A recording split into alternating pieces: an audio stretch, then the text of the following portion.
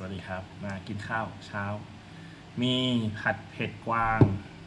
ผัดเผ็ดหมูป่าผัดเผ็ดกวาง แล้วก็แกงป่าไก่เผ็ดทั้งนั้นนะครับวันนี้เผ็ดทั้งนั้นแล้ววันนี้เรามากินข้าวแล้วก็มาฟังคลิปเสียงที่อุ้งอิงไปพาดท่าฮุนเซนนะไปพาดท่าฮุนเซนก็คือนิทานเรื่องนี้ก็เป็นนิทานสอนใจนะว่าไม่ควรไว้ใจฮุนเซนนะวงเล็บเขมรไม่ควรไว้ใจเขมรนะเดี๋ยวฟังกันนะกินไปฟังไปนะบานลือปุกบันโจรปุกบันบานปุกบันถามว่า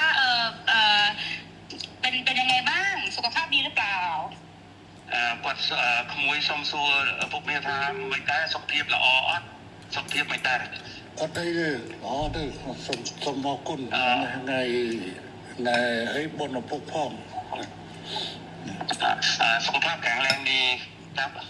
โอเคค่ะบอกว่าวันนี้ได้คุยกับพี่มวดเรื่องชายแดนบอกว่าก็เข้าใจตรงกันว่าทั้งท่านฮุนเซนทั้งอิงก็อยากให้สองประเทศสงบสุขค่ะមិនគាត់បានទៅជែកជាមួយខ្ញុំបាទនៅសន្តាគារហើយបានឯកភាពគ្នាដោយអ្វីដែលពុកបានប្រាប់ថាចង់បានសន្តិភាពស្ថិរភាពប្រទេសទាំងពីរពុកបាទบอกว่าไม่อยากให้อังโคไปฟัง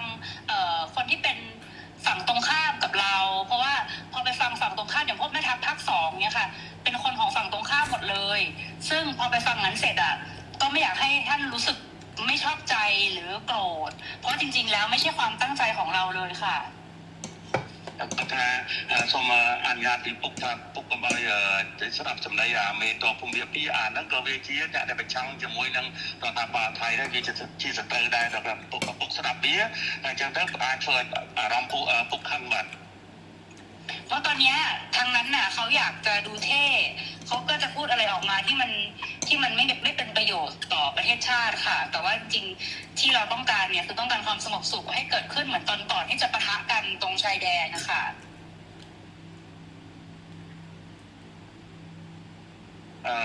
មេតបភូមិវាហ្នឹងវានិយាយចង់ឲ្យលយខ្លួនវាចង់ឲ្យសាង rating មកវាហើយទៅធ្វើប៉ះពាល់ដល់តំណែងប្រទេសទាំងពីរយ៉ាងធ្ងន់ធ្ងរពុកបាទដែលយើងប្រទេសទាំងពីរគឺចង់បានស្ថិរភាពនិងសន្តិភាពដូចអ្វីមុនព្រឹត្តិការណ៍កើតឡើងពុកបាទบอกว่าให้ท่านฮุนเซนเห็นใจหลานหน่อยเพราะว่าตอนนี้คนในประเทศไทยเขาไล่เราไปเป็นนายกที่เขมรหมดแล้วថាគាត់សូមអនុញ្ញាតពុកថាអាណិតក្មួយផងឥឡូវនេះថៃប្រជាជនថៃពីច្រើនបានដេញហើយដេញក្មួយថាទៅនៅស្រុកខ្មែរទៅព្រោះជានាយករដ្ឋមន្ត្រីខ្មែរពុកបាទเพราะว่าจริงๆแล้วถ้าท่านอยากได้อะไรก็ให้ท่านบอกมาได้เลยค่ะเดี๋ยวจะดูจัดการให้អញ្ចឹងបើពុកចង់បានអ្វីពុកអាចមានប្រសាសន៍ទៅគាត់នឹងរៀបចំធ្វើការងារនឹងបន្តជូនពុកតែម្ដងឥឡូវបញ្ហាដែលគណៈចង់បានគឺធ្វើម៉េចឲ្យនៅច្រកព្រំដែនទាំងអស់ត្រូវបើកឡើងវិញជាប្រក្រតីអាហ្នឹងគឺថាការចង់បានខាងនេះគឺតែប៉ុណ្ណឹងនឹងស្ថានភាពขั้นตอนที่1อยากให้ชายแดนเปิดปกติเหมือนก่อนเกิดเหตุครับโอเคค่ะตรงกันព្រោះបញ្ហាហ្នឹងដូចគ្នាយល់ដូចគ្នាបញ្ហានេះគឺខាងកម្ពុជាជាអ្នកដើរក្រោយទេតើតែខាងថៃបិទដែងដកយកបំរាមដែងបិទព្រំដែនបិទច្រកព្រំដែននេះចេញជាមុនបានកម្ពុជាចាប់ផ្ដើមអនុវត្តតាមក្រោយจริงๆการเรื่องติดชายแดนเนี่ยฝ่ายไทยเป็นคนเริ่มก่อนฉะนั้นถ้าฝ่ายไทยเนี่ยถอนคำสั่งกัมพูชาก็ตามเลยเปิดปกติរឿងនេះគឺកម្ពុជាមិនអាចធ្វើឲ្យមុនបានទេដោយសារកម្ពុជាបានខកចិត្តម្ដងហើយដោយសារកែសម្រួលកម្លាំងនៅមុំបីប៉ុន្តែហើយថាឲ្យមានប្រក្រតីនៅតាមព្រំដែនប៉ុន្តែទីចុងបំផុតបែរជាខាងយោធាថៃនៅតែផ្ទួននៅបន្តស្ថានភាពបិទទល់ដែនបិទច្រកដដែលเพราะว่าเราก็มี มีความผิดฝังเรื่องหนึ่งแล้วที่การมีปัญหากันที่ช่องบกเราก็พยายามตามที่ฝ่ายไทยต้องการแล้วก็การต้องการนี่เราก็บอกว่าโอเคนั้นเราก็ทำตามนะแต่ว่าขอให้สถานการณ์เข้าภาวะปกติ แต่ว่าเราถอยแล้วเราถอนแล้วเราปรับกำลังแล้วแต่ฝั่งไทยยังเอาเรื่องด่านเนี่ยมากดดันอีก แล้วนี่คือข้างกัมพูชีคือสายเจ้าเอาไทยเบาเจาะต่างอ้อเอาบานมุนหายพอตอนtớiกัมพูชีอยู่ผมคดประมองคือกัมพูชีอาจดอกวัดบัญชีต่างหลายได้รับหามคดการดักตรงนี้ไหลชื่อปะแหลโจลกัมพูชีคือท่านังดอกวัดบัญชีนังเจ๋ง ฉะนั้นท่านกำเนิดอยากให้ท่านนายกช่วยให้ฝั่งไทยเนี่ยถอนเรื่องการ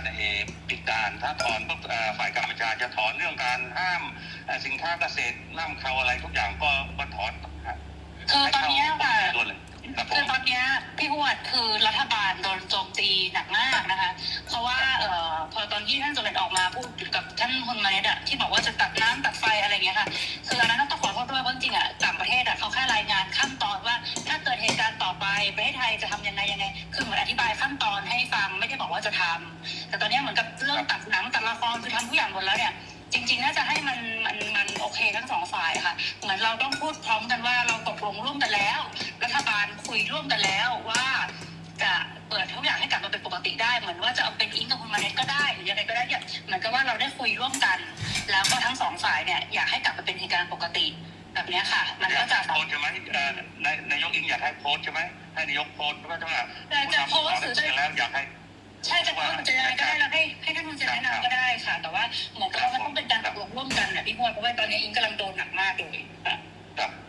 ก็ถ้าอะไรนั่นสถานการณ์ไทยนั่นติดไฟทางมันได้ในขนมจำนวนมุ้ยก็สมไปโตปีปุกได้แต่อย่างน้องเปียกสงครามบอตี้ในยี่ห้อกัดเพลิงอินเทอร์เน็ตเนาะนั่นคือทางอยู่ที่กิมิตนั่นแต่ว่าไฮการ์ดเชียร์นอนเป็นปัญหาจำนวนมุ้ยจำนวนปีจำนวนใบดังนั้นแต่ยัยถ้าเกิดปักป้อนแล้วก็กดสมตกพ่อมาเรื่องน้องอามีนในขนมสมเด็จแต่เธอเบียบนังเตปนอะไรที่กดทำกดสมบอกปุ๊บทานนั้นกดพ่อแล้วนั่นลงบันทึกกูไว้กดเหมือนแทนกดจังเอาปุ๊บเรื่องก็ពុកម៉ែនាំសម្ដេចទៅប្តីដោយជាគាត់ថាឥឡូវមេនាំទៅពីបាននិយាយគ្នាហើយថាចង់ឲ្យធ្វើសម្រួលសភាពការឲ្យបានមុនដែលមានព្រឹត្តិការណ៍នោះឲ្យប្រាប់អីឡើងវិញដើម្បីដីសុខប្រទេសទាំងពីរពុកបាទ ปันได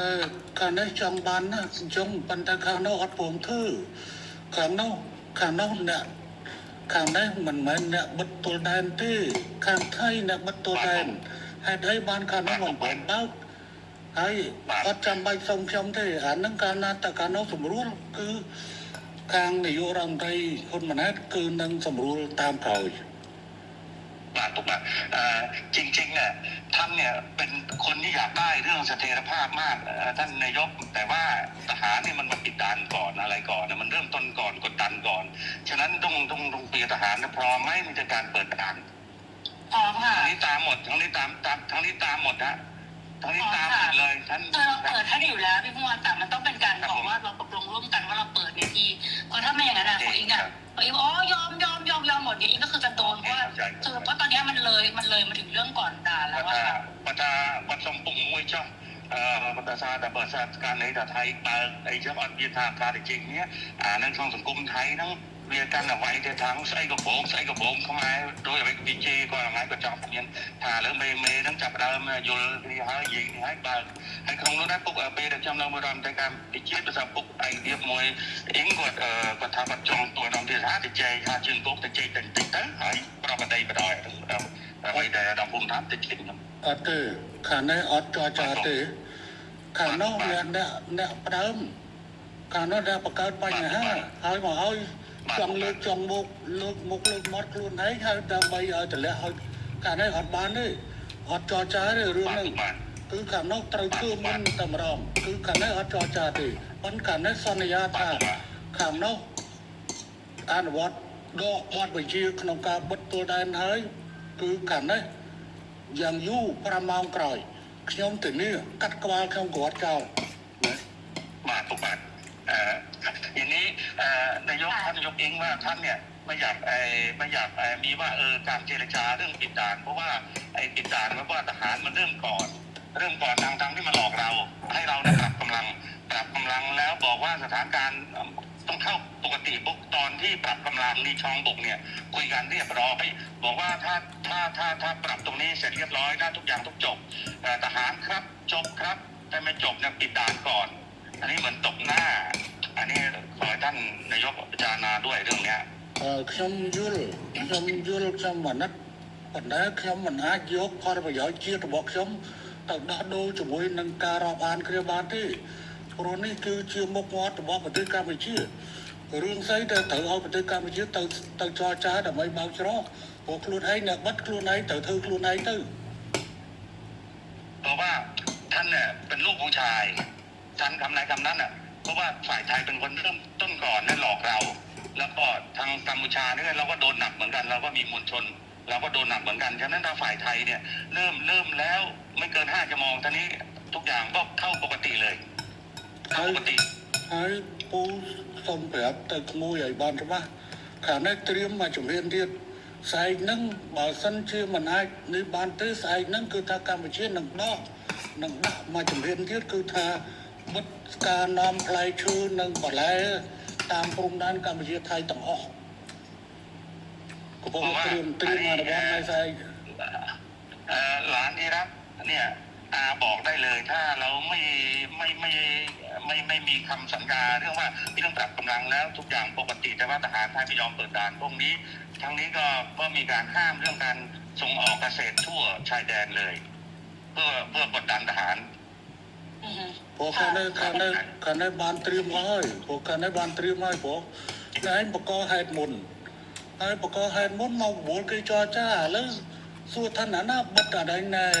បិទអដែងណែច្រកគុំដែរគឺទៅយោធាថៃបើអញ្ចឹងមានតែយោធាថៃធ្វើខ្លួនឯងតែប៉ុណ្ណោះមិនអាចហៅទៅកម្ពុជាទៅចរចាទេកម្ពុជាមិនចរចាដាច់ខាតទេ สถานการณ์เนี่ยเหมือนที่รายงานให้ท่านนายกทราบว่าไอ้ตอนปรับกำลังที่ช่องบกเนี่ยก็ตกลงกันแล้วว่าจะจบกัน แต่ว่าอยู่ดีๆทหารไทยมาปิดด่านฉะนั้นให้กัมพูชาไปเจรจาเปิดด่านดูแล้วไม่สวยไม่สมควรอย่างยิ่งต้องทหารไทยเริ่มก่อนถ้าเริ่มแล้วทั้งนี้ก็ตามหลังไม่เกิน5 ชั่วโมงทุกอย่างปกติท่านลูกผู้ชายท่าน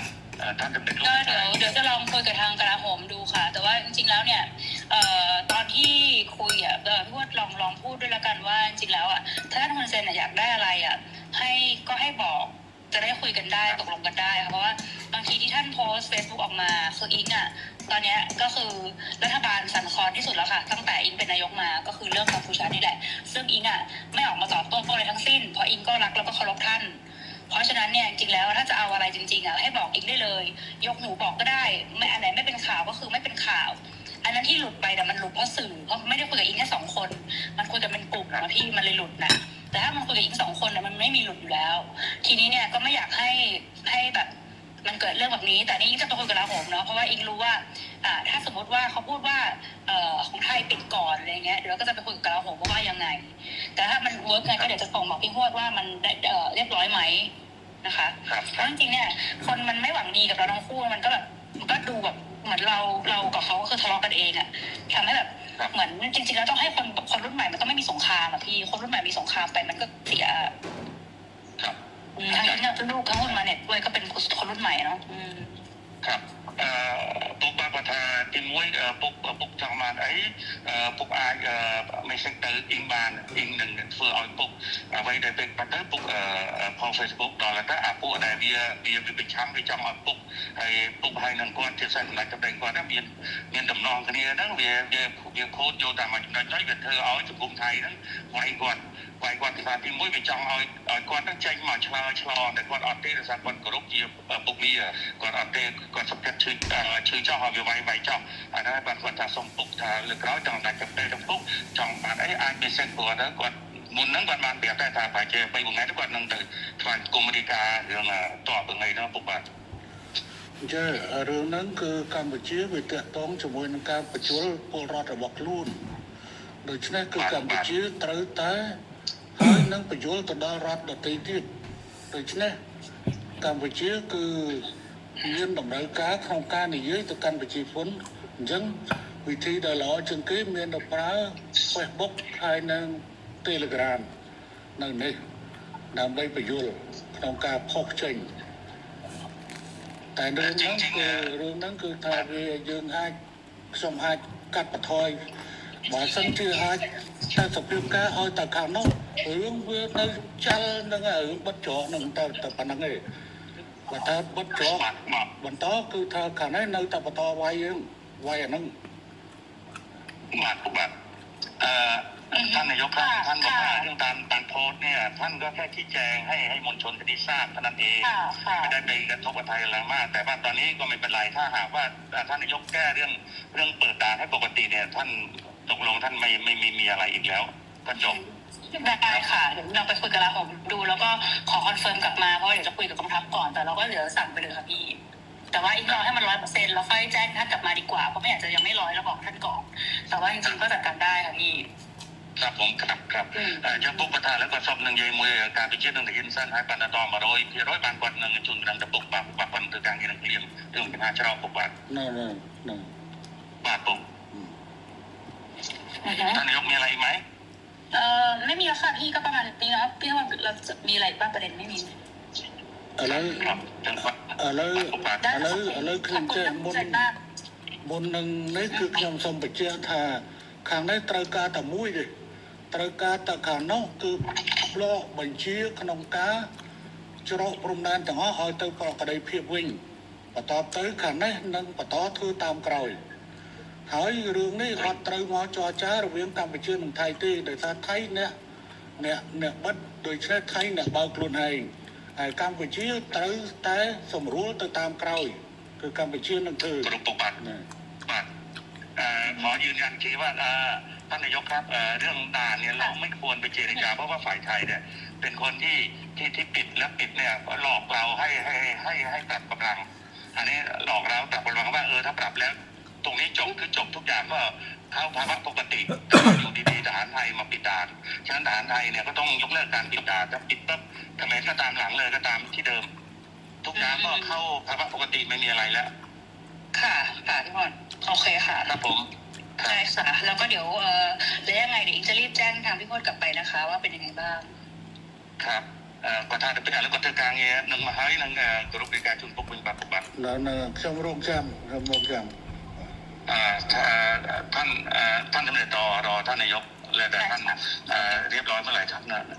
ได้ขอบคุณมากค่ะขอบคุณท่านสมเด็จด้วยค่ะครับผมค่ะสวัสดีค่ะกรุ๊ปขอบคุณ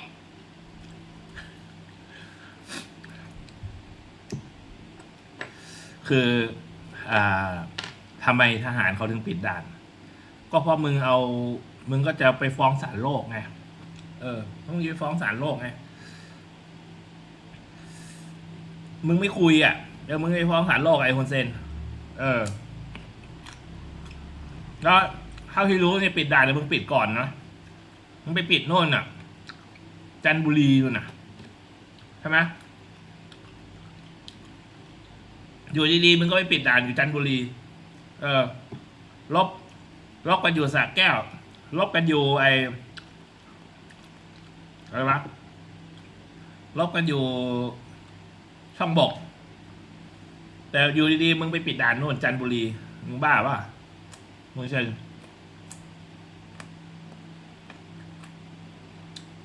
ก็สืบมาบอกทหารไทยเป็นคนเริ่มก่อนก็ยาวอ่อนที่หายเลยมึงหายมึงเซ็นเลยคนเริ่มก่อนคือมึงถ้ามึงไม่บุกลุกล้ำเข้ามาในเขตให้ในเขตแผนที่มันไม่มาขุดบังเกอร์อยู่ตรงนั้นแล้วใครเขาจะไล่มึงไปมึงก็คนไทยเริ่มก่อนทุกเรื่องไอ้เหี้ยพวกนี้มีแต่มึงเริ่มก่อนไอ้ห่าพวกมึงไว้ใจไม่ได้เขมรก็ยุคดึกดำบรรพ์มาแล้วพวกมึงสันดานของพวกมึงมันไม่เคยไว้ใจได้หรอกมันมานานแล้วเป็นมานานแล้วโอเคครับบ๊ายบาย